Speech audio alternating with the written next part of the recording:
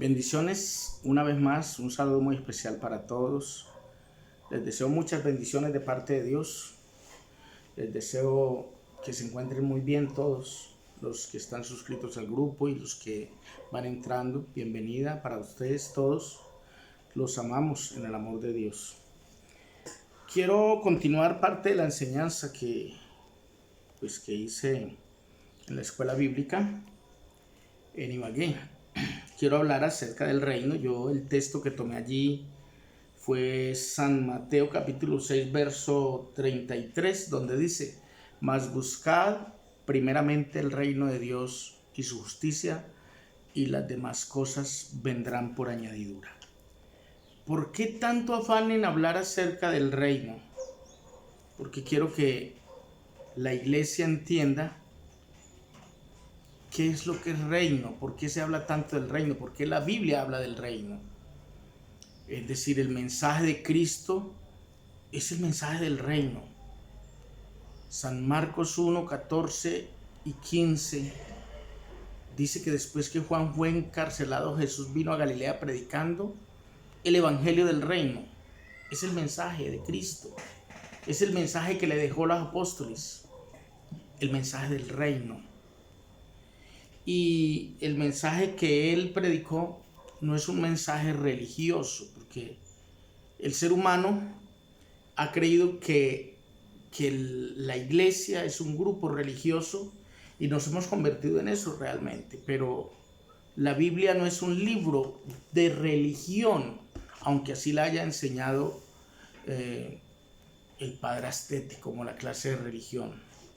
Aquí habla de relaciones humanas, habla de una relación entre Dios y el hombre. Más que religión, la Biblia es un libro de relación, de hacer que el hombre se relacione con Dios. Es un libro en el cual Dios se relaciona con el hombre. ¿De qué trata realmente la Biblia entonces si no es un libro de religión? La Biblia lo que trata es de un rey, un reino y la recuperación de ese reino. Un rey, un reino y la recuperación de ese reino.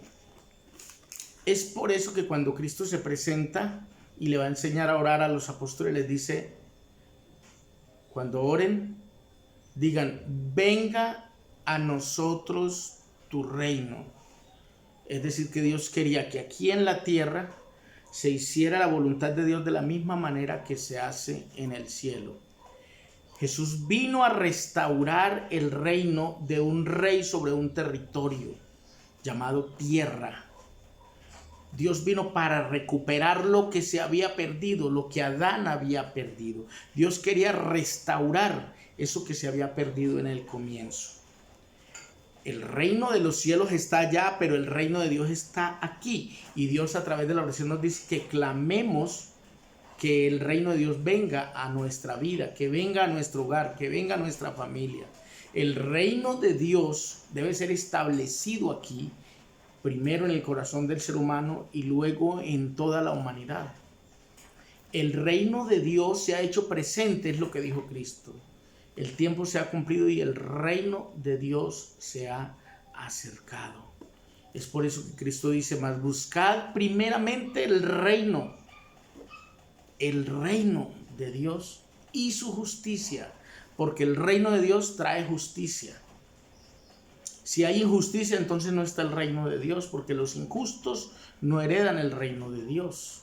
Pero el reino de Dios trae justicia al ser humano, justicia al hogar, justicia a la tierra en medio de los hombres.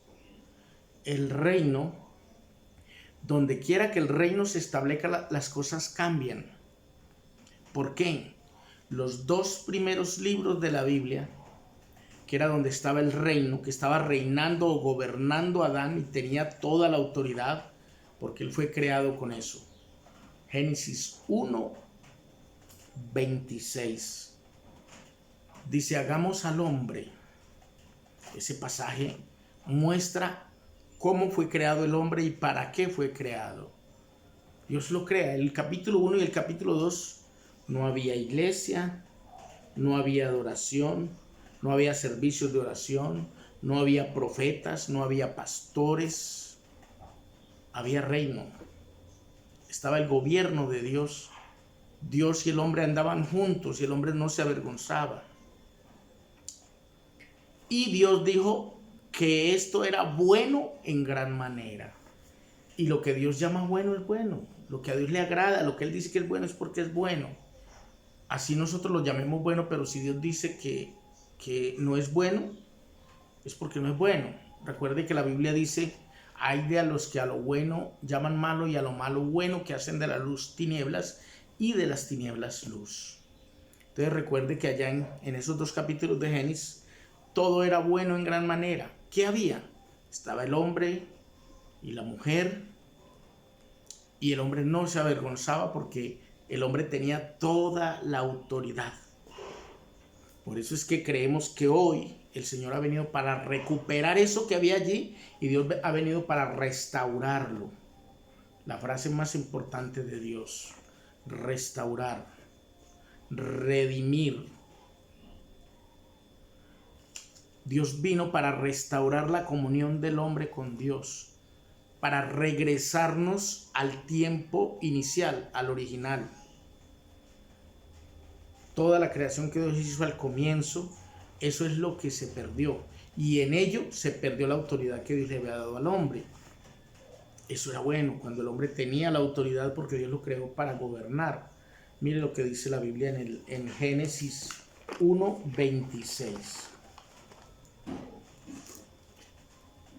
Dice de la siguiente manera: entonces dijo Dios: hagamos al hombre a nuestra imagen. Hagamos al hombre a nuestra imagen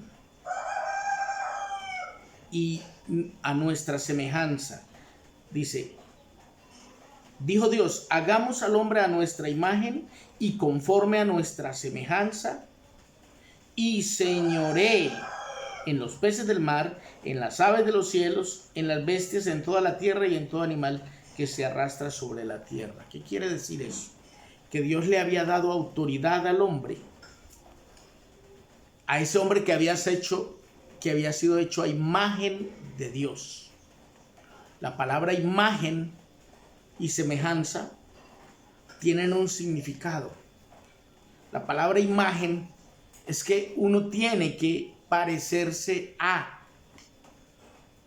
Tiene que parecerse a, y no se refiere al parecido físico, sino a la conducta, al carácter, al comportamiento. A eso se refiere imagen. Porque si Dios tuviera el rostro como nosotros, pero no se refería a eso exactamente. Cuando Dios diseñó al primer hombre para que se pareciera a él físicamente, lo que quería plasmar en él era el comportamiento, el carácter de Dios, la santidad de Dios, la pureza de Dios, la imagen de Dios. Y es por eso que el hombre perdió esa imagen de Dios cuando el hombre pecó, cuando el hombre falló. Y cuando hablo de esto, estoy hablando del primer Adán. Adán falló, Adán pecó, Adán fue débil, Adán renunció a la autoridad que Dios le había dado. De ahí en adelante ya el hombre iba a huir de una avispa, de una serpiente, de un alacrán, cuando era Señor sobre todo. La palabra que está aquí en Génesis, que señoree en los peces del mar, en las aves de los cielos, en las bestias, en toda la tierra, todo animal que se mueve, lo puso a señorear. La palabra señorear es gobernar, es reinar. Entonces, pero el hombre perdió esa autoridad en el momento. ¿A qué vino el segundo Adán, que es Cristo? Porque el primero es del polvo de la tierra. El segundo Adán ya no es del polvo de la tierra, es espiritual. El primero es carnal, el segundo es espiritual. El postrer Adán es llamado Cristo. Entonces ahí está la diferencia entre el primer hombre y el segundo hombre. Yo decía en la enseñanza anterior que en Efesios 4, Dios de alguna manera, por eso dice en Efesios que nos envía a través de su palabra en Efesios 4 y a través del apóstol Pablo, que es el predicador a los gentiles, el apóstol a los gentiles, que siempre le he dicho a la iglesia y a los hermanos del canal y a los de los grupos donde comparto esta enseñanza, que Dios tiene un objetivo con esa recuperación que hace del ser humano. En Efesios 4, el verso 17 en adelante, dice lo siguiente, dice: esto pues digo y requiero en el Señor, que ya no andéis como los otros gentiles que andan en la vanidad de su mente, los otros, teniendo el entendimiento entenebrecido y ajenos de la vida de Dios, por la ignorancia que en ellos hay por la dureza de su corazón, los cuales después que perdieron toda sensibilidad, se entregaron a la lascivia para cometer con avidez toda clase de impureza. Mas vosotros no habéis aprendido así a Cristo, si en verdad le habéis oído y habéis sido por él enseñados conforme a la verdad que está en Jesús. La verdad que está en Jesús es la que nosotros debemos creer, predicar y seguir e imitar. En cuanto a la pasada manera de vivir despojados del viejo hombre, cuando habla de ese viejo hombre, se está refiriendo a la naturaleza pecaminosa de Adán, que está viciado conforme a los deseos engañosos, porque él fue engañado por el enemigo. Por eso el enemigo le quitó la autoridad, y esa fue la misma autoridad que el diablo quiso ofrecerle a Cristo cuando estaba ayunando los 40 días. Le mostró todos los reinos de la tierra y le dijo: porque a mí me ha sido dado, todo esto te daré si postrado me adoras. Quería la adoración de parte de Cristo. Pensó que era el mismo Adán o parecido a Adán, pero este era un Adán diferente, un Adán celestial. Verso 23: y renovaos en el espíritu de vuestra mente y vestidos del nuevo hombre creado según Dios en la justicia y santidad de la verdad. Ese nuevo hombre se refiere a Cristo, el cual nos enseña un nuevo pacto, una nueva vida. ¿Sí? De modo que si alguno está en Cristo, nueva criatura es. Las cosas viejas, la naturaleza vieja, pasaron. Ahora en Cristo todo es hecho nuevo. Todo en Cristo ha sido nuevo. En Cristo todo es nuevo. Nueva vida, nuevo pacto. En ese nuevo pacto, nuevas promesas, mejores promesas, porque Cristo es hecho fiador de un mejor pacto, basado sobre mejores promesas. Entonces, desde esa perspectiva es que yo quiero que usted entienda que el reino de Dios actual no es como el reino del hombre allá, porque el hombre había hecho para reinar, y por eso después de Esaú para acá, Esaú fue elegido el primer rey de Israel, luego heredó David el reino. Entonces vemos que el Señor le promete a David que va a establecer un reino por los siglos de los siglos, en el cual un descendiente de David es el que va a reinar. Ese descendiente de David es el Señor Jesús. Él viene de la descendencia de David por dos partes. Primero, por José, que lo adoptó, pero también por María, que era del linaje de David. José era del linaje de David, María del linaje de David, y estaba profetizado a través del profeta Daniel, en el capítulo 7 de Daniel, la restitución del reino a David en uno de sus descendientes. Y Cristo es un descendiente de David. En las 14 generaciones que vemos allí, vemos a Jesús como descendiente de David. Por eso cuando Jesús se hace presente, no es otro que un rey que viene al planeta. Es por eso que los discípulos se confundían con él por su comportamiento humilde y sencillo. Pero recuerde que cuando él nació en Belén de Judea, los magos de Oriente que iban en busca de él para adorarle, ellos preguntan: es por el rey que ha nacido. Y le dicen a Herodes: venimos a buscar el rey que ha nacido. ¿Quién era el que había nacido? Jesús de Nazaret. Ellos sabían que iban a ser un rey en esa época.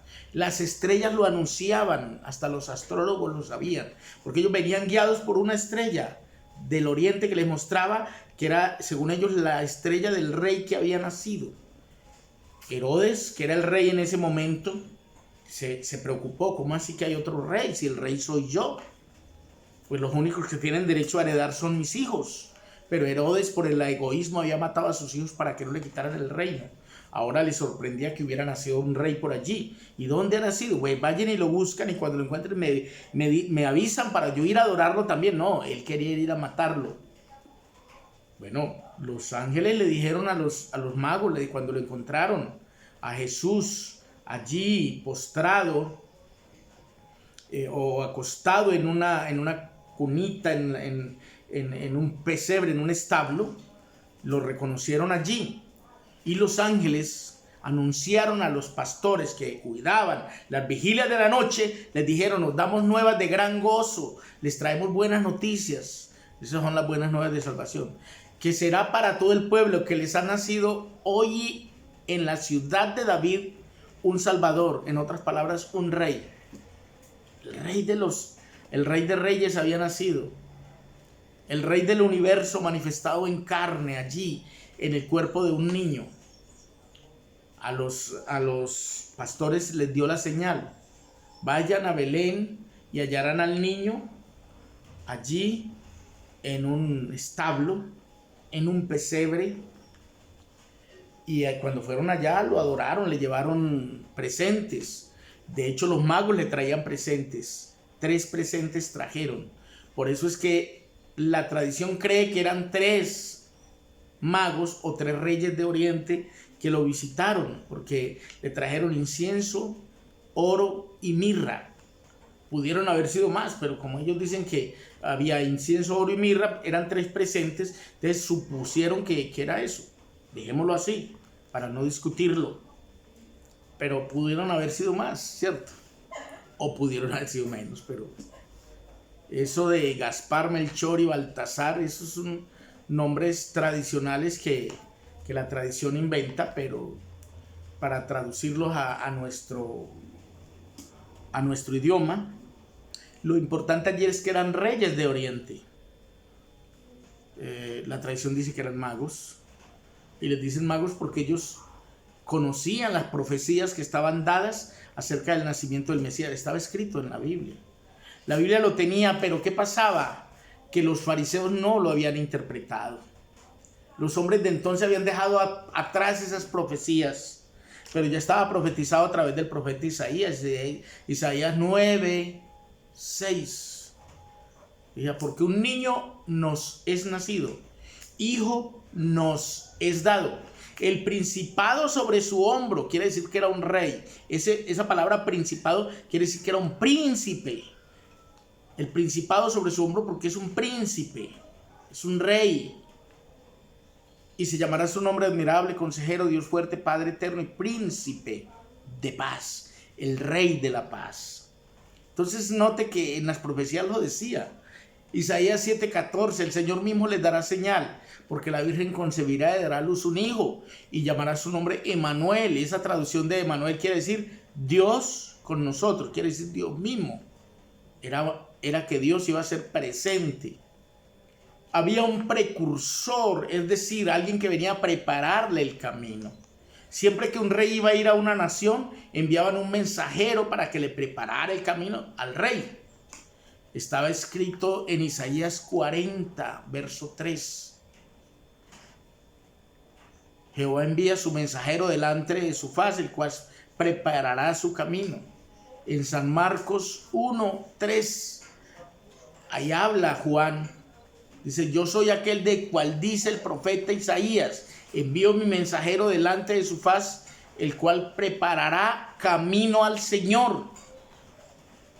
San Juan era el precursor de ese mensajero, de ese rey que vendría, el que aparece caminando en el Jordán mientras Juan está bautizando a la gente y preparándola para la venida del Mesías. El que aparece es Jesús en la fila de los que van a ser bautizados. Cuando Juan lo ve, se sorprende, pero Dios le dice, Juan le dice a la gente de él, le dice: dentro de ustedes hay uno que es más poderoso que yo.